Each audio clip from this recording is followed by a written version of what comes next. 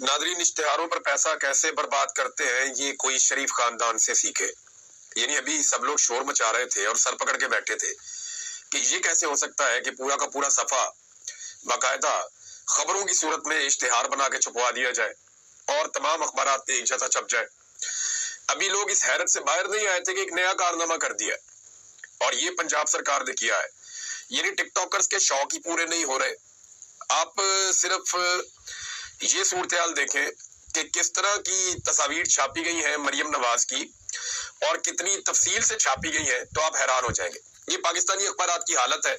Senator مشتاق احمد صاحب کا tweet ہے، وہاں سے پڑھ کے آپ کو میں سناتا ہوں۔ وہ یہ کہتے ہیں، کیا یہ 60 صفحات کا اشتہار فیک نیوز نہیں ہے؟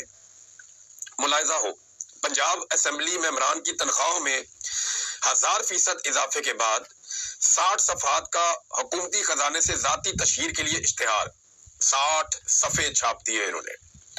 ایک صفحے کو ہم روتے تھے، 60 صفحے انہوں نے چھاپ دیے۔ جب پاکستان تحریک انصاف نے ایک اشتہار چھاپا تھا نا، پورے صفحے کا خالی اشتہار چھاپ دیا تھا کہ ہم مصروف تھے، تو ہم نے ان پہ بڑی تنقید کی تھی اور پاکستان تحریک انصاف کی اچھی خاصی دھلائی ہوئی تھی کہ باقی پورے دور حکومت میں ان کو یاد رہا کہ اس طرح کی حرکت اور ایسی گندی اور گھٹیا حرکت دوبارہ نہیں کرنی۔ لیکن ادھر تو جناب آوے کا آوا ہی بگڑا ہوا ہے۔ وہ کم سے کم پاکستان تحریک انصاف خبریں تو نہیں چھاپتی تھی، خبروں کی طرح کا بنا کے پورا کا پورا وہ چھپوا دیا سارے اخبارات میں، وہ کام تو نہیں ہوا۔